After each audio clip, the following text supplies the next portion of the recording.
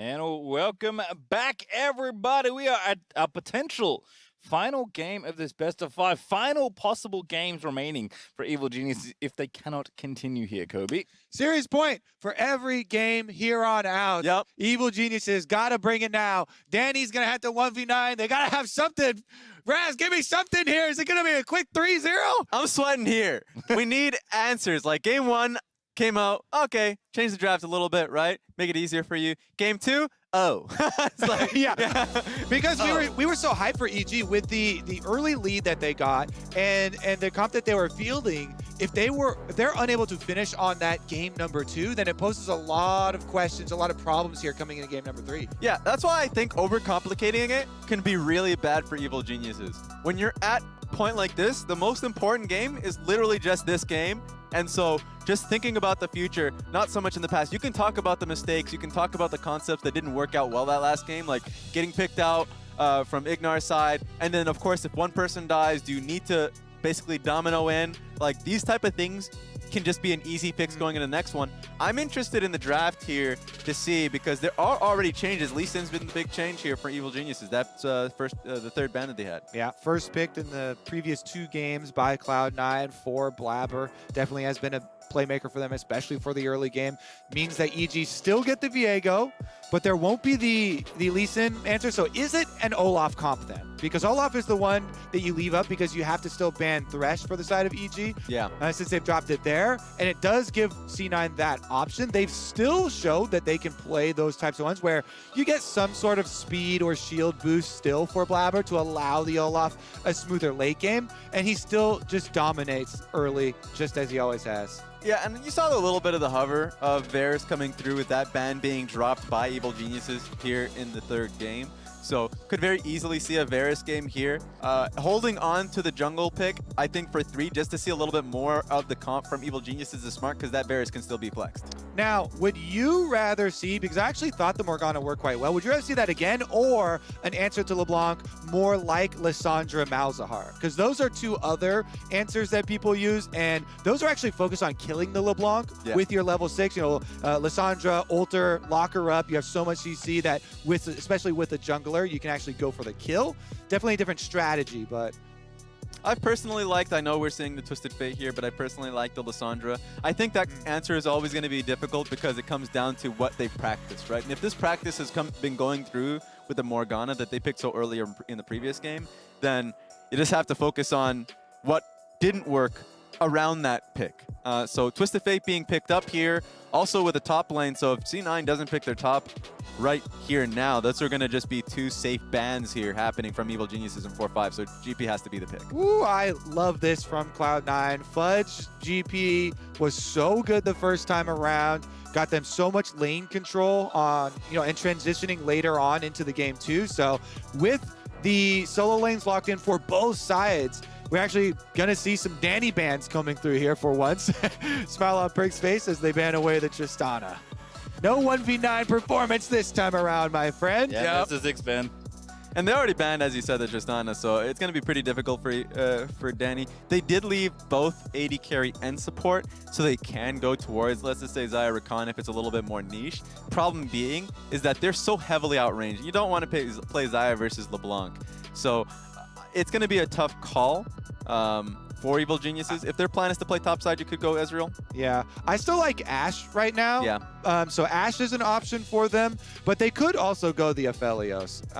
We'll see which one they decide, because you've got a Twisted Fate, and if the Twisted Fate can win out on some pressure early and teleport away from mid lane, away from the LeBlanc, then that can still be a focus for you. Try and get Danny fed that way with some Twisted Fate teleports.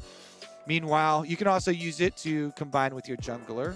Extra vision and being able to join in those skirmishes, definitely a viable option. So they don't ban either of the other AD carries, as they don't have as high a priority on them, and just take out the Ignar Rakan, his iconic engaged champion, with a lot of level 1 possibilities too. I always remember, sticks in your head, the level 1s where Ignar's jumping over the back of Dragon Pit or over the back of Baron Pit. So they remove one of those as well. It's a good call. Ultimately, it's going to be, I'm imagining, a pick here, a support pick from Cloud9 And if that's the case, you're going to get control, a counter pick on support from Evil Geniuses. I'm interested in what C9 would go here if they're willing to go 5-pick on jungle. I mean, I kind of like the, well, I was going to say the either Nautilus or Leona, but Braum is the defensive option for Varus.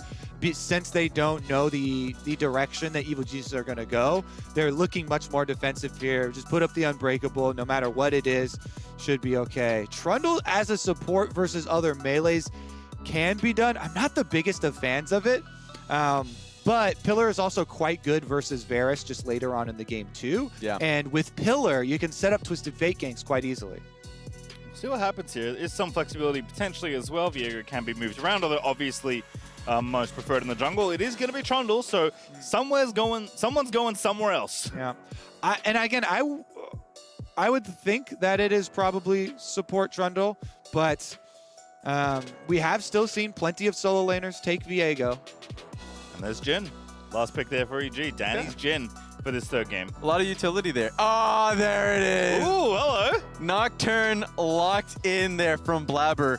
We have not seen a jungle 5-pick in memory. I literally don't remember the last time in the LCS this summer we saw jungle 5-pick. So Blabber goes back to the Nocturne that he was known for really early on in his career. And I mean, it's nice. Someone's going to get popped. Jin, you better watch out. LeBlanc and Nocturne waiting for you mid-jungle. And I just like it versus Twisted Fate always. Yeah. Turn out the lights. Yep. So try and take away that possibility from Jizuke, especially if you can gain your 2v2 mid-jungle. If you win the first duel, Nocturne LeBlanc is going to make that Twisted Fate's life hell. And it just takes away all of the point of picking this champion because you can kill it in lane with the LeBlanc if you get the early 2v2 advantage. Plus, then Nocturne is going to be able to cover ultimates. So definitely kind of locking up and focusing a lot on Jizuke for this series. Yeah, and what I love about this draft from Cloud9 is that when game opens up, you're on side lane now, LeBlanc's going to be followed by the Nocturne. And so it doesn't really matter if it's TF following or Gnar in that lane. TP is going to be incredibly delayed because of Nocturne ulting, shutting the lights. So that's something you have to watch, think about more if you're going to be playing side lane heavy. Definitely is one of the most scary things, trying to play the map, trying to push out side lanes versus Nocturne later on. Let's get it though. EG are going to have to do it if they want to extend this series, if they want their hopes to continue through playoffs. Gotta put up right now. All right, well, Jizuke's Twisted Fate and the rest of Evil Geniuses are going to try and win 3 in a row to keep their playoff run going. For Cloud9, it is this win or 1 win in the next 3, and they get another shot at a win and in to the World Championship, something they could not do last summer despite being your spring champion. They once again enter this split, again, our spring champion, and now looking for the 3-0 that Fudge promised in his interview, which would definitely be a big improvement as Danny is in trouble. From level 1's always got to be careful, but Danny going to walk away pretty easily there. Taking a look again at the C9 draft, both Braum and GP is going to make it pretty difficult for Gnar in later engages. Kind of reminds me of game 1 where, yeah, GP ulti, barrels, just the zone control from Braum in general makes it so while it's harder to chase down for kills, very easy if you already have the setup for you to kite back. And I think a lot of focus is going to be around mid lane. They want Perkz to be able to play aggressively as possible with this LeBlanc. Jizuke going to try and push out, going to try and deny some of these all-ins with this gold card. But Blabber here, starting bottom side with a leash on the Nocturne, plus vision of Contract's starting spot on top side of the map. So Blabber should feel confident in doing his regular Nocturne full clear from bottom side up towards top side. Yeah, kind of unlike the other ones. A little less activity required by the Nocturne. Definitely want to get to the ulti ASAP. Perkz, though, battling old Jizuke once again in mid lane as they are getting aggressive. But Kobe did tease it earlier during this or that. But be sure to check out the dive bright and early on Tuesday mornings to get the series predictions, hot takes, and Mark being unable to remember the names of people he has worked with for years. Shame Kobe. Yeah, he's doing his best. Okay, he said it was it's an endearing term. It's the Moxie motto. He was using it as a All right, let's take a look at this bottom lane push though. Danny and Ignar with the extra minions, trying to gain early first level 2. They will do that. Vulcan doesn't want to tango with the Trundle early on. Makes it pretty easy there for Braum just to opt into queuing, keep him slow, don't trade with the lane trundle, and you'll be very, very useful for the team later on as the Braum. For your team fight, you bring so much. Yeah, and also just general control. If Contracts, who's been pathing top to bot, ever wants to find an angle for a dive, it's going to be really difficult, but Jizuke is actually getting opened up on here. Yeah, Perk's going for it, but Jizuke fighting back. Oh, that chain! So close to flashing back in for that. Yeah, really, really small timing difference there. Perks was waiting to see if it confirmed that the chain hit first before flashing. And just that momentary hesitation to wait to make sure that his chain actually hit. That difference in flashes there. Jizuke gets out, breaks it, just barely. Trading flashes, though, is still good for the LeBlanc. Meanwhile, jungle fight over the crab. Won by Contracts. Blabber there with Perks, but Contracts does indeed get the crab he wanted. Yeah, and is looking for a bot side. If that didn't work out, remember, he actually didn't clear his Raptors or Krugs, aimed straight for top lane knowing that Blabber was going to contest it and wanted to double crab. So was able to get it off, even with Jizuke, going back to base and being forced to TP. So still a good win here from Contracts with the risk that he took. Once again, though, Perks just in onto Jizuke, getting aggressive. Hasn't used his TP, most notably, so is just burning through the mana pool, trying to trade back to give himself the extra league when he does eventually TP back through, which he is going to do now. Yeah, and now we're starting to see the extra value for Contracts' jungling with the double Scuttle Crab, because no option there for Blabber other than to hedge his bets. Oh, I have no camps. I guess I walk towards top.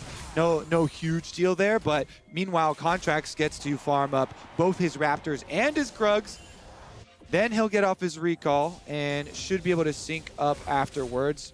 Gonna be able to remain about 30 seconds basically ahead of Blabber, who can go through his second round of jungle spawns now that he was kind of forced to waste his extra 20 seconds there looking for the top side possible play.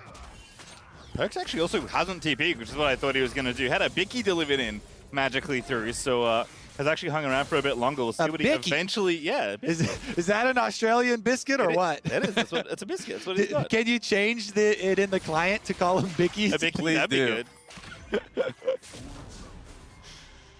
Meanwhile, continue on your full clear path, as we said, for Nocturne. Now, something else to note, by the way, which we didn't talk about in the earlier full clear, is that he saved his red till last so that you can get your earlier respawn on Krugs, because you're focusing on your small camps to be able to get your level 6, no but flash. Jizuke walks into him. Oh no, spell shot up as well. This looks just so simple. Perks gonna try and seal the kill, and he will indeed give first blood over to Blabber. He saw the play that was happening topside, but didn't see Blabber hitting his way, and so yeah, moment the chain locks in, but dead man. But he just walks right into Nocturne range there.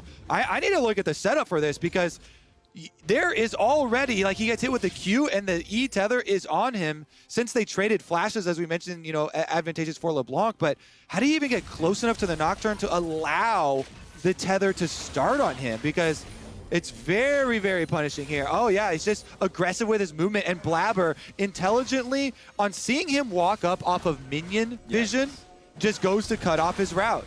So very aggressive pathing there from Jizuke. Nice punish from Blabber on the timing. Yes, he's on Raptors, and is able to just walk into Fear Tether range because of the no flash there. Means big kill traded over. First blood bonus here for Cloud9. And top skirmish only resulted in the flash from Fudge being blown. Yeah, and that was ultimately the play that was being set up by Evil Geniuses. If, that mistake wasn't made from Jizuke, that would have just been a flash down from Fudge. They could have doubled back towards top lane on either a stacking wave, or even if they wanted to dive when TF Ultimate was available.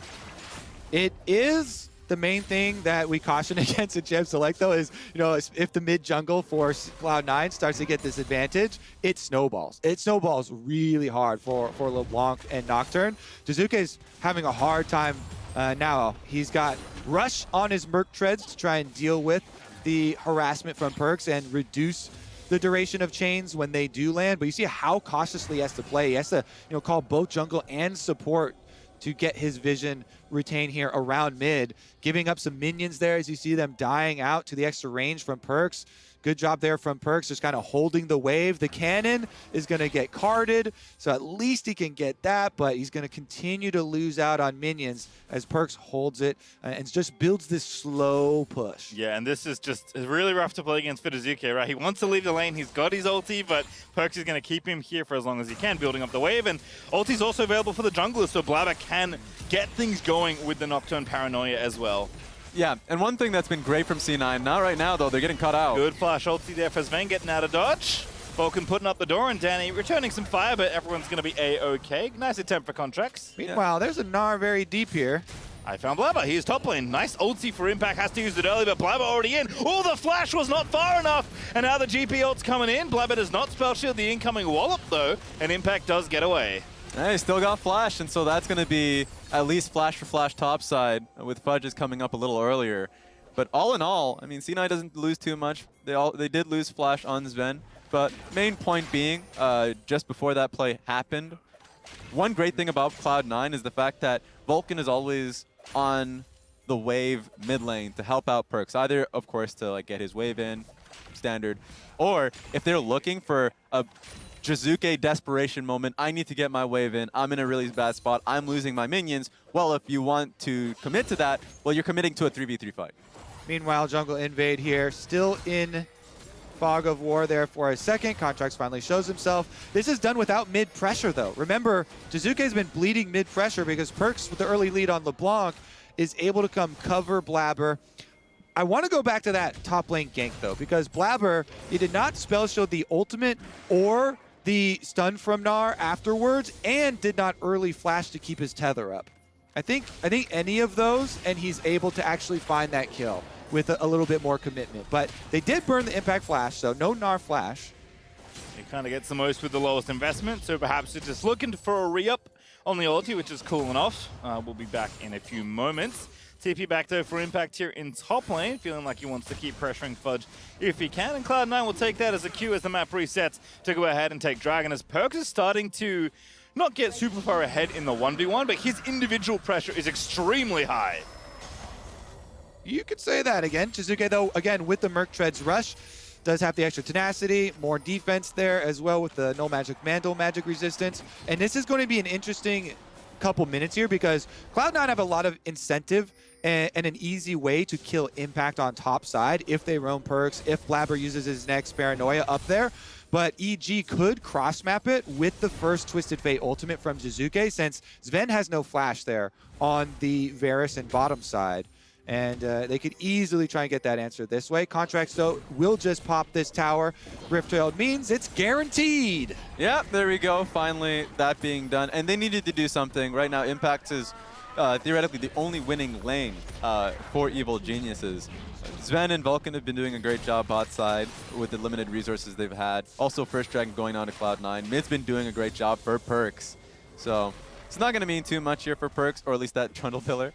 But something needs to be done from Evil Geniuses, so that first turret going down could snowball towards, you know, more pressure on the top side of the map, more deeper wards into the red side jungle. And it certainly could be more threatening because you're facing a Twisted Fate. So while you haven't seen anything even remotely threatening from Jizuke so far in this game, you do have the first ulti. And again in top lane, no stride breaker done. GP ulti down, and Impact is now locked up forever. It's Blabber grabbing kill number 2. That's the top lane play for Cloud9 that we talked about. The bottom side response could be there from EG as well. If we see the mid lane, no Twisted Fate coming down, so just the 3v2. Yeah, ulti out of Vulcan does keep them out. Oh, that root was real nice from Sven. Ulti latches onto 2, but they cannot get a counter kill. They just can't get past Vulcan. I mean, he didn't really need to expend any summoners there. Just throw up that big old wall, and they can't get past him to hit Sven. Excuse me? Oh, no. That chain. Found the hitbox there as Jizuke at least trades back nicely. So I guess the adverse effect of that longer lane happening topside is that now Nocturne can dive you further away from the turret. So that's one thing that Gnar has to be aware of. Yeah, and he knew he had to play cautiously because Impact, without the flash, as we mentioned, is the juicy target. Meanwhile, Jizuke finally wins out on some sustained wards towards mid, so gets to push this wave into the tower, and Contracts has to get out of there. 2 stacks, not enough to proc the Braum passive, so Contract is going to be a-okay. Still no Mythic done for Perks is the thing I was trying to check on. Does have the Merc Treads now as well, so still building up a little bit of money, but keeping the CS nice and respectable. That's a pretty large advantage from Blabber. Blabber's tried multiple times either trying to get a steal on an enemy red or in that instance on blue side. While Blabber's been just efficiently farming, has a 2-level advantage. That's a huge gold kind of sink there that you're seeing from Contracts this game. So not only just talking about the benefits that Perks and Sven and Vulcan have had this one, but also Blabber not just getting those kills topside, but farming efficiently. Also worth mentioning that as the game goes on, Cloud9 are going to have a lot of map pressure with their side lane threat of Gangplank and LeBlanc and the Nocturne hovering between. So Blabber getting fed is a very big deal. Both of the kills on him on the jungler fund the early stride breaker here for him, and you can punish multiple, EG, side waves by even just remaining invisible and not revealing yourself. They have to play more cautiously. And he's at it again, right? Blabber has the ulti back. He's, of course, got the stride breaker back and ready to go. He's level 10, getting pretty rapidly towards that rank 2 ultimate that he'll grab at 11. And it's the kind of the duo of Perks and Blabber, the threat they have, whether it's, Perks roaming to his jungler to try and help out, or Blabber ganking one of those lanes.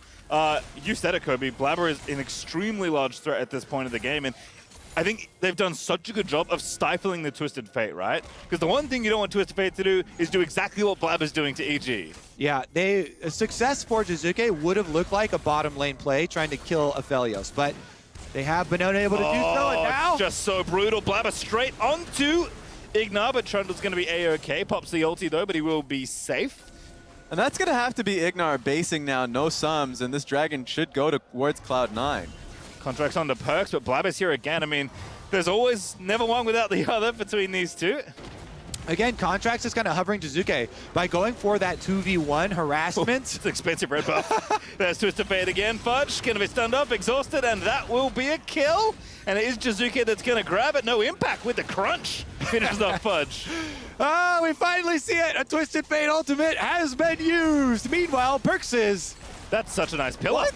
And Perks is just trapped, like nowhere to go. Danny's just going to take him out. Contracts is waiting on the distortion, so that's an easy one for EG. Maybe they expected Evil Geniuses to contest, but they not only got a free kill topside, Perks holding on mid lane wave. We didn't get to see the very beginning of it, but Contracts already had him, and now this is the Evil Geniuses. Double teleport. Don't have any ultis, but it is the TPs. Yep. EG coming through. Vulcan going to be the target. Impact there, ready with the ulti. Cloud9, why'd you wait around the dragon? EG going to shut it all down. Contracts grabs one. It's Feng with a counter kill. Fudge is coming through. He's TP'd in, but Contracts just locks him up forever and grabs himself the kill. Fudge going to dance around a little bit longer, but Danny takes down Sven. Contracts takes out GP, and EG have found new life in this game. Two very crucial picks there from Evil Geniuses heading up top side. Jizuke is able to get the first one, and then mid lane, Perks going down just as Dragon was being taken by Blabber, gives that one opportunity for Evil Geniuses. And you can see it right before it starts to happen. The storm brewing here, because yes, they get the kill on top side, and both those solo laners have teleport, my friend. True. So your eyes are on the teleport cooldown tracking there. Very dangerous to fight around out in the open in the river by Dragon. They commit the cardinal sin, not tracking those teleport timers after losing both their own solo laners. Perks, the extra raptor picked up here by Evil Geniuses in preparation for this dragon. They did not plan on that one, and that's kind of where all of the plans start to go awry. Because here, we're calling for double teleport. It's interesting that they only use one from EG initially, because Jizuke actually starts recalling for a base here.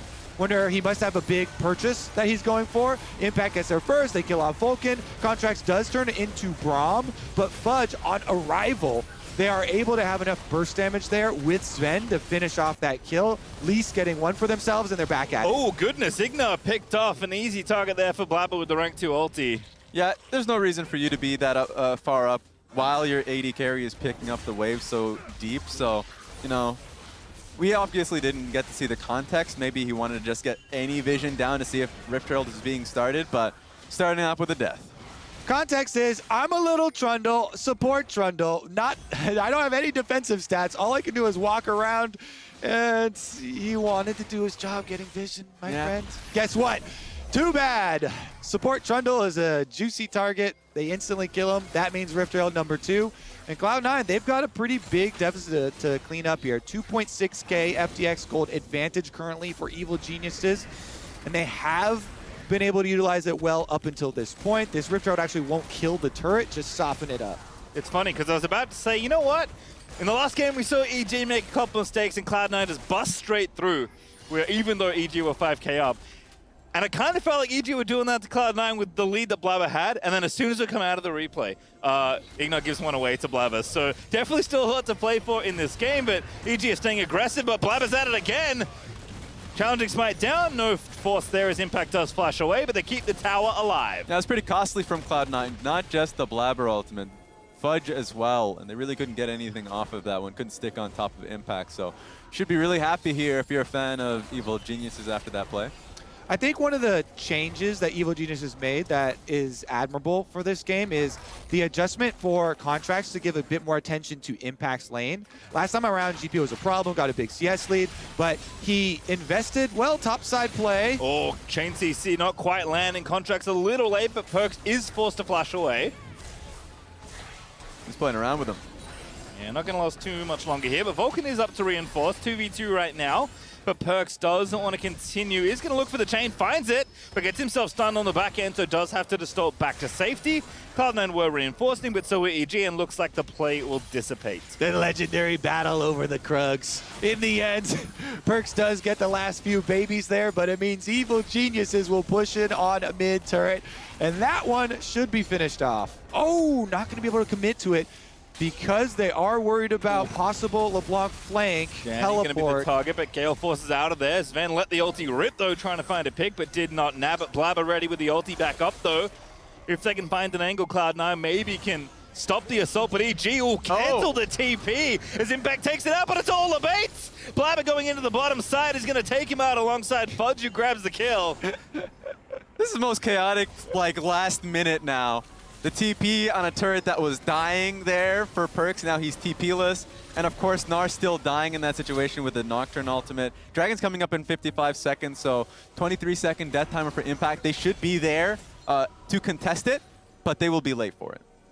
Yeah, setup is kind of critical in these. You see top side and bottom side, these minion waves for Cloud9 shoved into the turrets, and they're just losing value on the side of EG. So some gold, some experience, dying to both turrets in the aftermath there. They have been able to push it out, but it's a small step to the giant gold advantage that EG got off of these early plays, and they'll be able to reset themselves. There is teleport coming out shortly for Jizuke. Impact uses his back down to the bottom side, so he's there in preparation, and they just have to wait on the Twisted Fate. Jizuke goes back to base once again. Guess what? That's Rapid Fire and Everfrost. He's ready to pick someone off. Oh, but Blabber's also ready, and he gets the kill onto Impact again. Blabber has just, like, he's on pace to break the Archie at this point. He ulted so often in this game. Oh, hail the Blabberfish. He is taking names this game for Cloud9. They're still 2k behind, though, and it means EG can get the mid tower in addition to transitioning control right back. Impact doesn't have teleport when he arrives, but 20 seconds. Blabber at it again. It's Contracts now that's going to have to ulti out to safety. Brawn passive will not proc. But the ulti is real nice on the other end. That's going to force Jizuke's flash, but the chain is there. Danny, the target, is going to have to flash out of there as Ven once again whiffs the ulti, but Cloud9 just will not stop. Yeah, just remember, Evil Geniuses are a man down. I was confused initially why Impact and Contracts were pushing in so deep when they were playing through mid. They had 3 members through mid lane. I would imagine that they were trying to get vision through that area, but Impact goes down. Now Cloud9 has autonomy in the area. Yeah, this is how Cloud9 wants to play the map, spreading out with their side waves pushed first so they can make their own advantages, as Sven does have to flash away from the EG mid push, make their own advantages with the threat of LeBlanc and Nocturne collapsing on anybody. And Fudge, all he has to do is throw the gangplank slow on someone, and if you have range for either Perkz or Blabber, that is a pick. So Evil Geniuses is one thing they do have to worry about, as they do continually see their gold advantage shrinking a little bit away. And I see Blabber with a finished item and ulti off cooldown. I don't think that's going to last very long, as Blabber is lining it up once again. EG are going to roam into Cloud9's jungle. Vulcan is like tiptoeing by. They're going to take out this control ward. Ignar's in the area. The rest of EG, though, looking to try and reinforce, but there is no assault coming. And, I mean, he's pretty much the saving grace right now of the mid game. Blabber, it is. You know, Sterix and at least the Mythic, I mean, that right now Blabber has. Stridebreaker. Stridebreaker, there we go. I like Stonebreaker. That's A tight. good name. But overall, it's like really crucial for his sticking power. If he were to dive on towards Danny, who doesn't have any sums, by the way, so it's going to be difficult for Evil Geniuses to play. They need to be able to play through the vision that they already have. Yeah, it's part of the reason why Nocturne usually has success as a later draft pick when you want to pick it into teams that have low mobility carries. You know, neither Jhin nor Twisted Fate have escapes built into their kit, so they have to rely on flashes, and it's even better when the enemy support also doesn't have one built into their kit, and Trundle has to just walk around, so there are a lot of targets for him to pick off, and that's why you have this magnifying glass on the mini-map. That tower going down on the bottom side finally for Cloud9 really opens it up. This one in mid is basically down.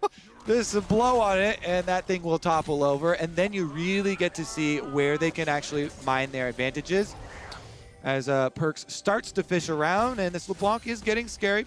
Currently still only 2 stacks on the Dark Steel. Definitely was able to stack up last time quite effectively last time around, but already having that big impact.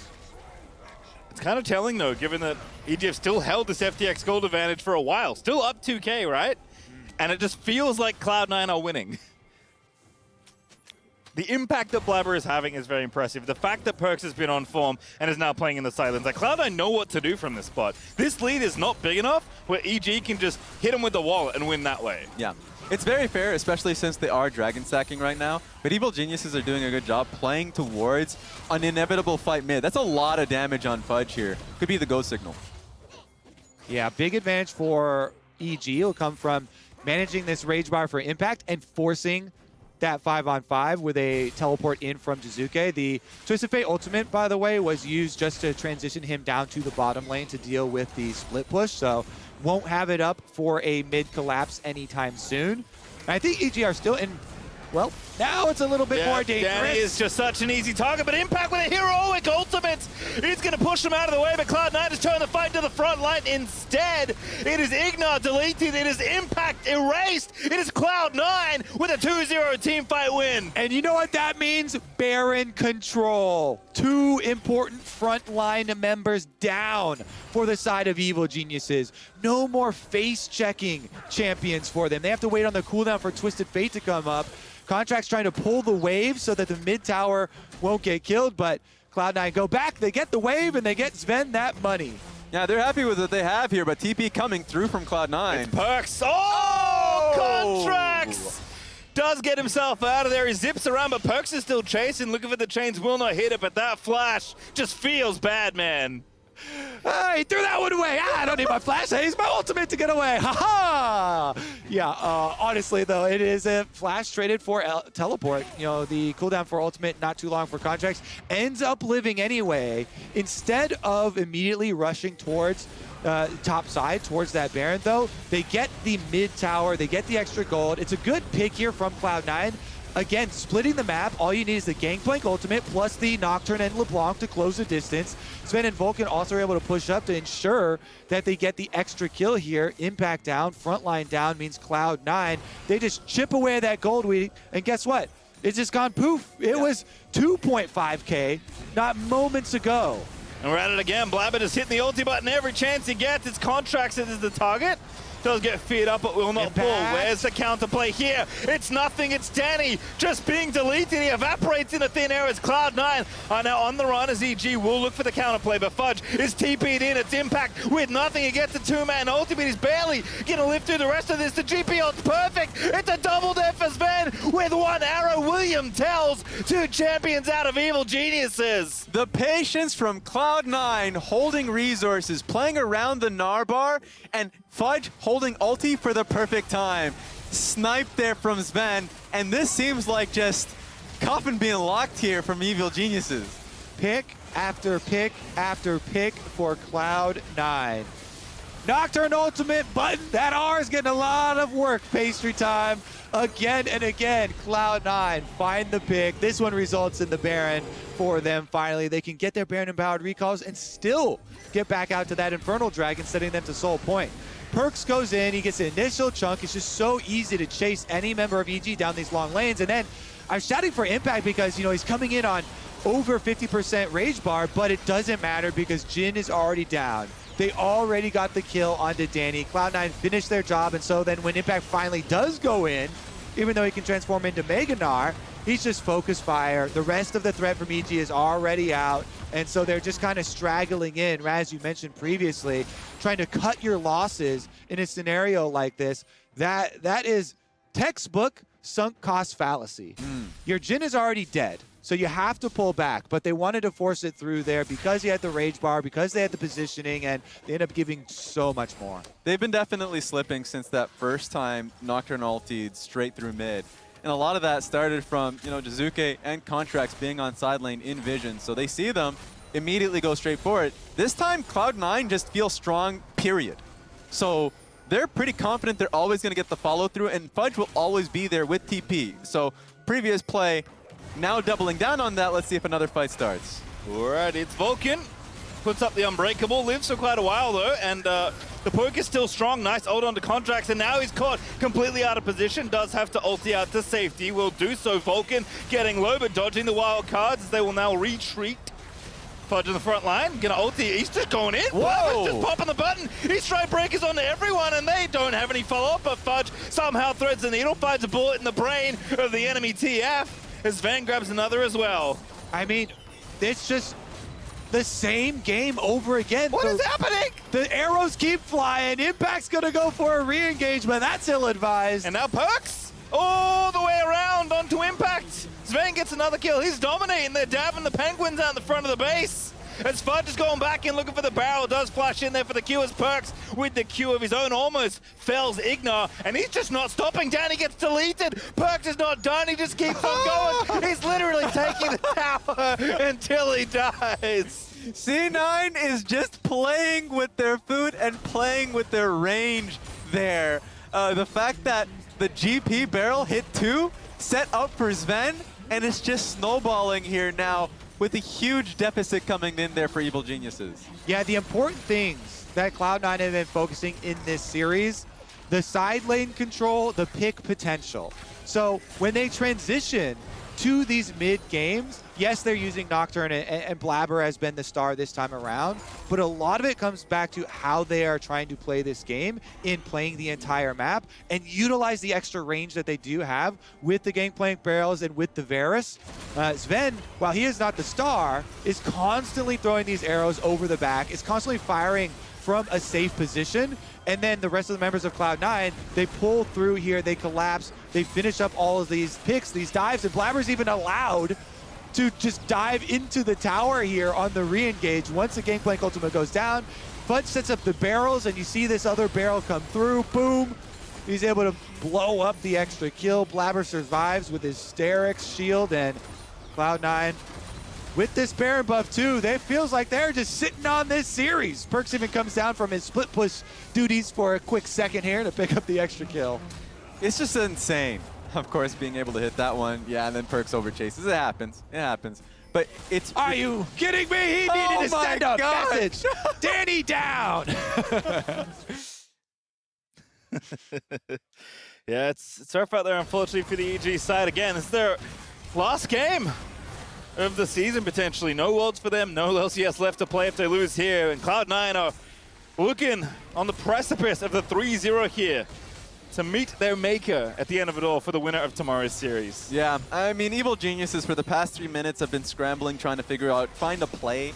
And it's always started with the Twisted Fate W, so like, that's usually how you want to be able to play it, but C9 has just done so well playing with the minion wave, top lane wave coming in. Someone needs to be able to deal with that as they're hitting the bot lane inhibitor. Oh, and that's the ulti. Sven misses, but GP does not. Blabber cannot miss. Gets himself exhausted, but he's just tanking everything in the front line. Not enough though! no! Impact finds four with the Nora ulti, and somehow that does not save the fight. The Guardian Angel out of Blabber keeps C9 chugging along, and Danny desperately peppering bullets into the front of Cloud9, but the Nexus is crumbling as Jizuke TP flanks his own base to try and keep the game going, but Cloud9 are too far ahead, are too strong, are too powerful today for nothing than the 3-0 that Fudge promised, as EG desperate to defend their Nexus, but it is nothing but ruin. Cloud9 are gonna find their sweep. All right, Cloud9, I see you. Step number 1 complete here. Lower bracket run going quite well. 3-0, now they will await either TSM or Immortals. Whoever wins that one for the next matchup to continue their run through the lower brackets. Pretty quick stuff here. Everybody expecting some more out of Evil Geniuses after the heroics that they put up and after Danny's big pentakill play in the previous series, but Cloud9 mean business. It's the teams rising up in playoff time. And that's out of the bracket with the bracket of demons. You got C9, TSM, and the fact that C9 is starting to get things together. And it took for them to be bounced into the lower bracket, make that run, and find, honestly, like, rhythm, playing through support and jungle. I think Blabber had an excellent series, by the way, and a lot of it has been playing around their mid lane, playing around perks. Who performs when the pressure is on? That is what matters here. This is playoffs, baby. Yeah, the only game you need to win are the last ones, right in the finals, preferably, as Cloud9 will push themselves one series closer to a repeat of the finals this year, to a world spot that they did not collect in 2020. It would be like an unbelievable tragedy for a team this good that won Spring again, that bought perks of all players into this year, aiming for international, to not make Worlds for a second year in a row. Yeah. And that is a history that Cloud9 are trying to reverse. Spring champions, Blabber MVP. Like, from Cloud9, there's a lot to lose. I've heard this story before. There you go. The same could be said for TSM. Of course, on the other side of the bracket, not only having to take down Immortals, if that were to happen, right? A lot of people still... Sword Art was pretty pricey too. Yeah. We're talking about price tags. There we go. And so now we're in a situation where two juggernauts are in the lower bracket, fighting for Worlds. And fighting for Worlds and an opportunity to fight for the LCS Championship. Definitely a big one here for Cloud9.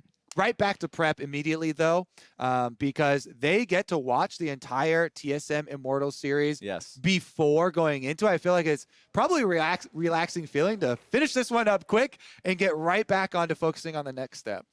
Yeah, I think that it's really good from Cloud9 that I think from the strategy that they've showed today, I think their drafts were pretty standard throughout. They didn't really change much. Maybe you can take away the fact that GP is something you might want to bench for Fudge with how he was able to perform.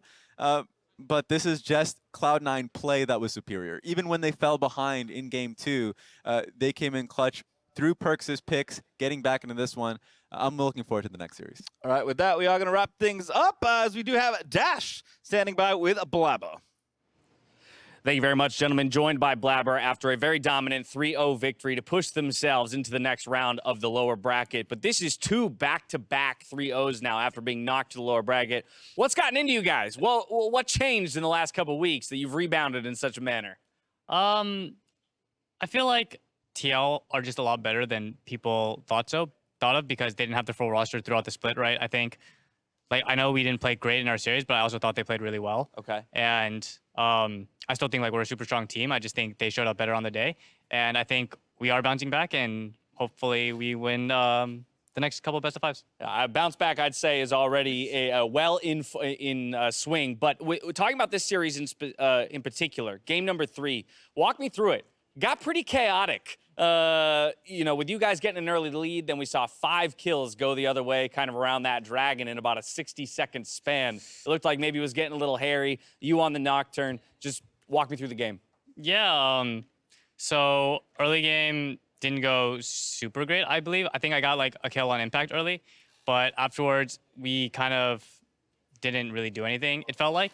And we were kind of waiting for us to make picks on side. And I think particularly Impact was really disrespecting my pick.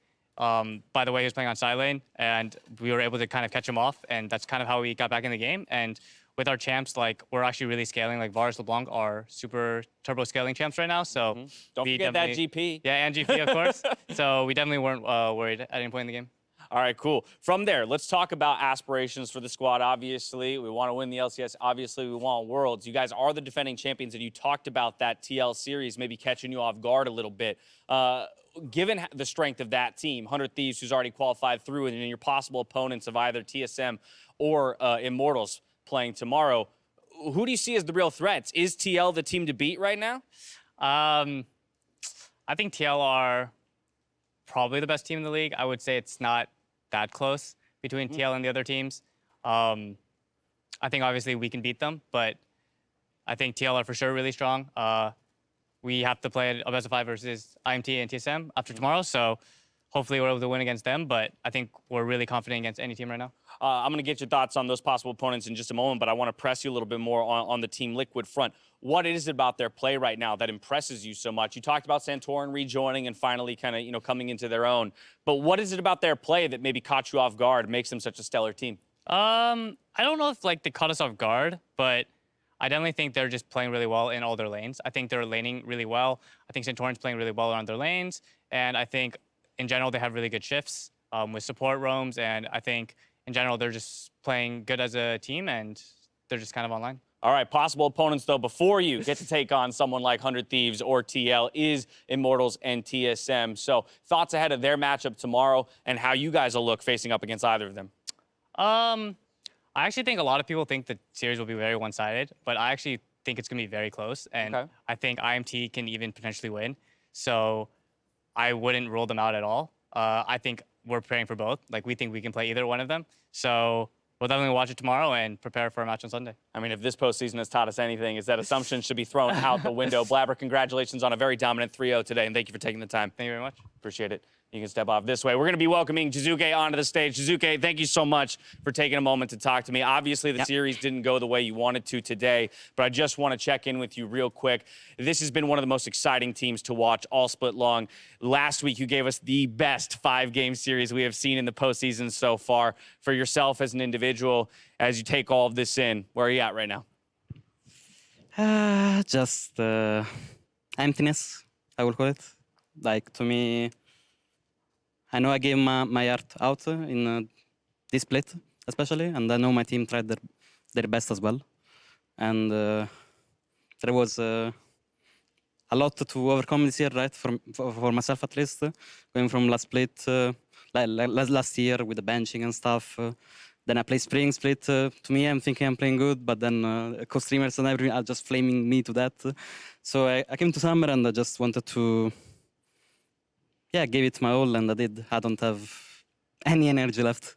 I just dropped it on the stage, and sadly we couldn't win, and our journey ends here. Well, let me thank you for that. Let me just acknowledge and thank you and appreciate you for the journey that you've been on. I know it cannot be hard in a pro player's position to take the criticism from every angle, right? From social media to co-streamers, pro players, analysts, casters alike. I know it cannot be easy while you and the rest of your team are doing what you think is best throughout the year. But I want to dive into a little bit more of some of those personal goals. While maybe the season didn't eclipse in the way you wanted to, you talk about the resurgence of Jizuke and how maybe some people were willing to say that narrative's behind us, but you're here to say, no, it's only just beginning. Do you feel like, as an individual from spring to summer, you showed people a lot of what you wanted to in the face of the criticism that they threw your way?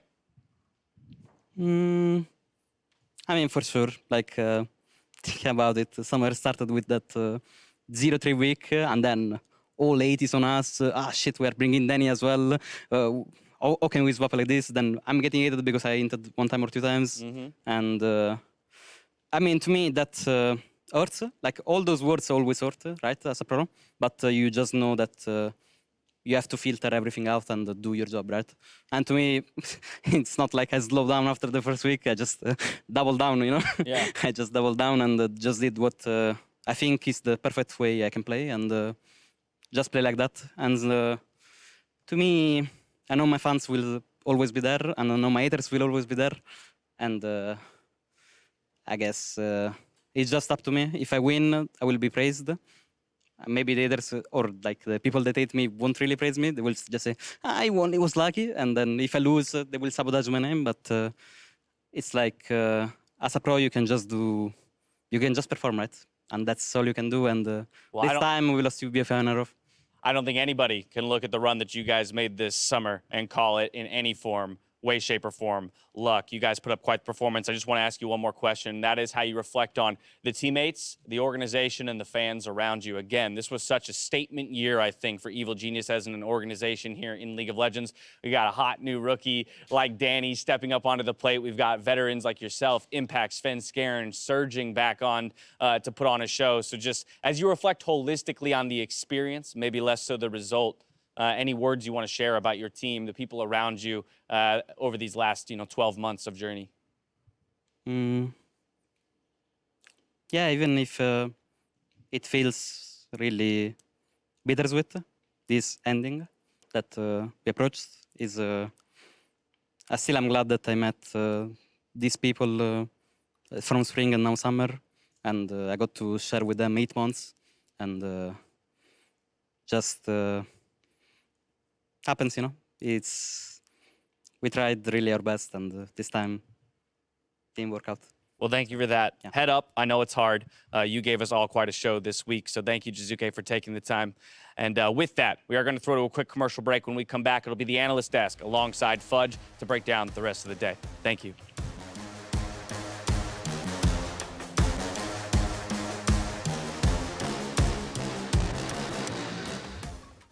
Can't believe that Daniel deal you got me on my insurance. Daniel, State Farm offers surprisingly great rates to everyone. Sure you do. You want to meet the queen? I'm not dressed for that. When you want the real deal, like a good neighbor, State Farm is there.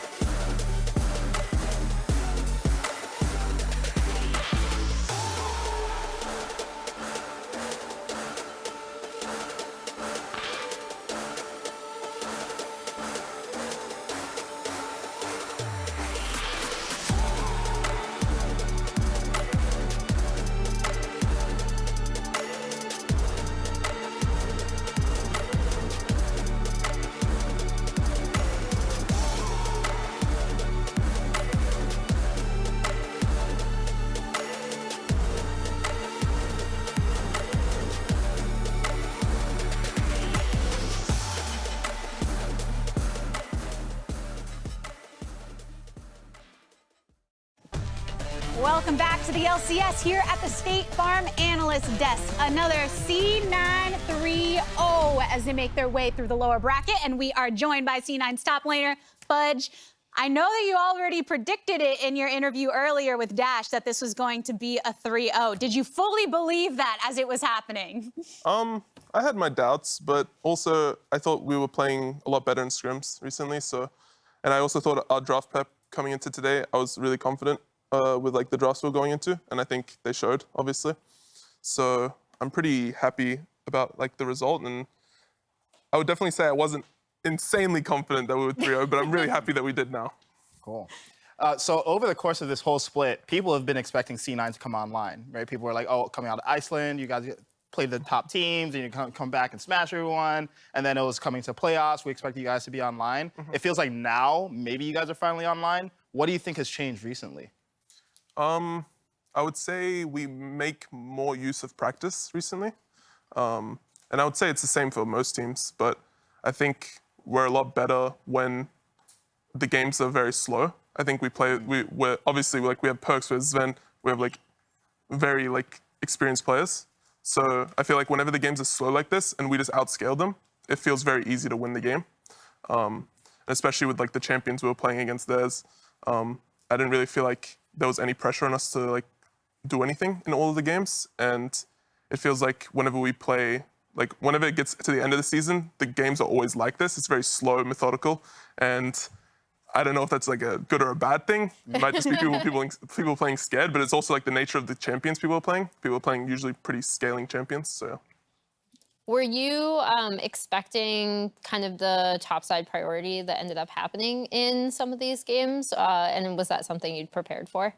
I mean, obviously I expected to pick top lane, like, I wouldn't say it's like insanely high prior on top lane, like in draft perspective, but I do think that like top lane was very important in this series in terms of like what happened in early game, because basically the only way of snowballing was around top lane. It felt like this this series, because of some of the champions and also because of like how the game was being played.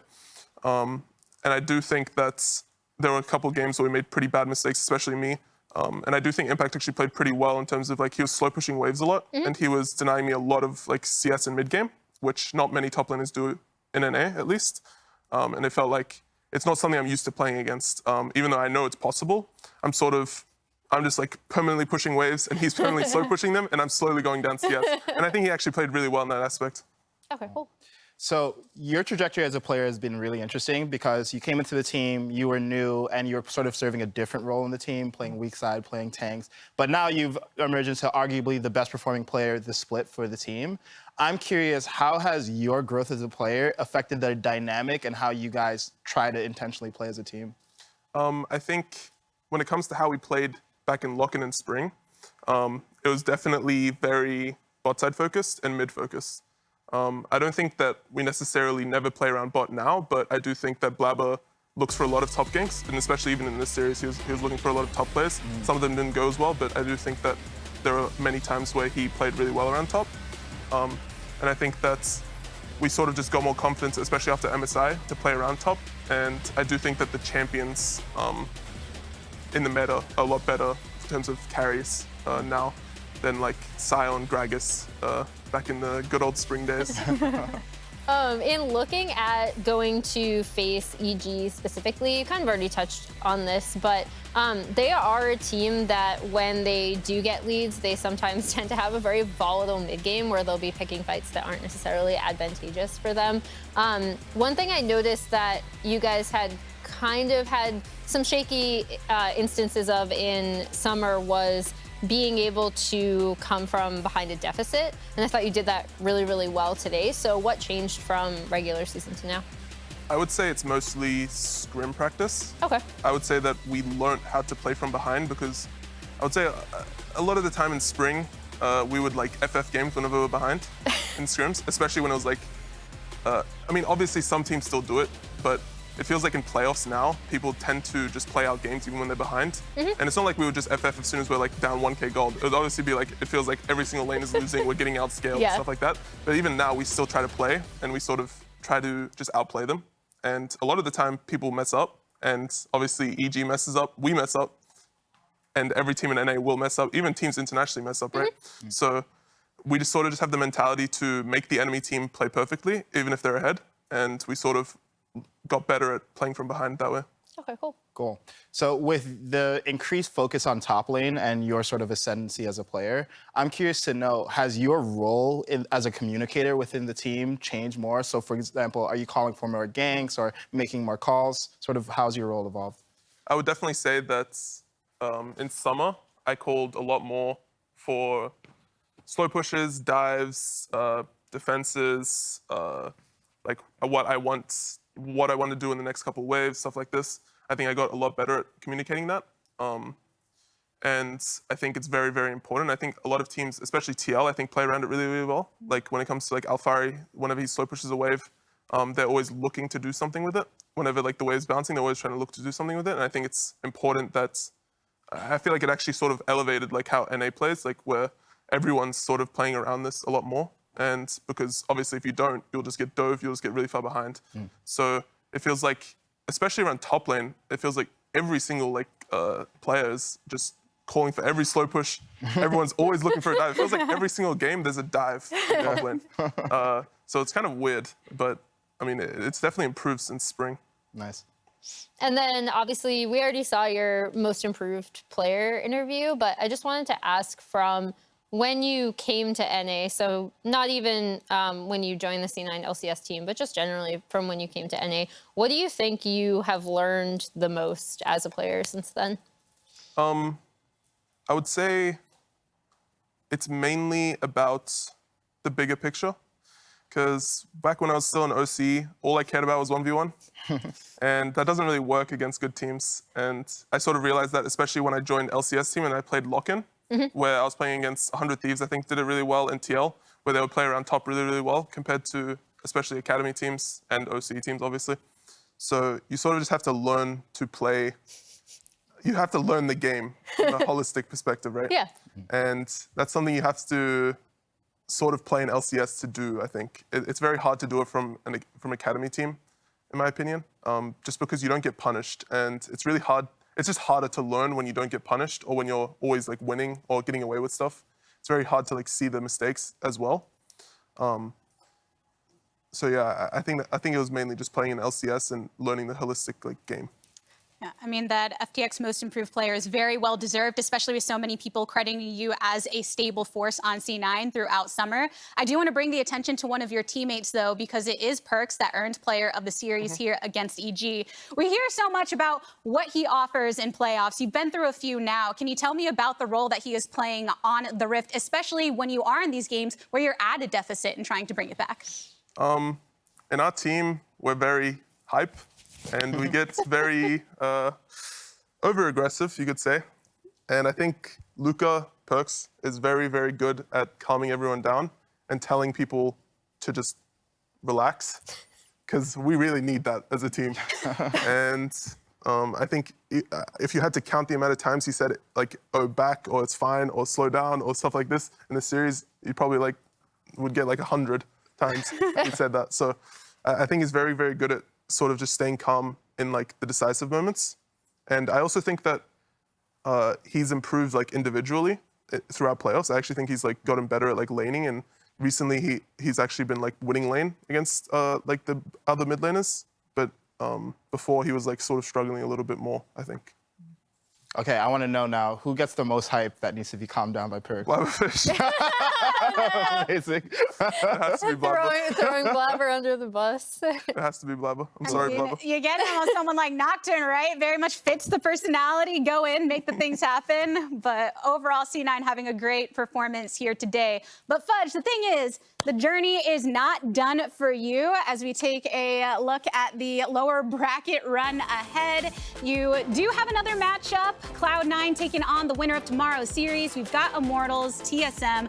We have been hearing rumblings all across the Twitter sphere and beyond about how IMT is smashing it in scrims, and who knows what to expect from this matchup. So I want to know from you, Fudge, what do you think we can expect tomorrow? Yeah, so word on the street is Immortals is very good. So maybe they'll beat TSM. Honestly, I think it's possible. But I assume that TSM probably I mean, I think the people on TSM prep very well in playoffs especially. So I expect TSM to win probably 3-2. And I expect to verse TSM and 3-0 them.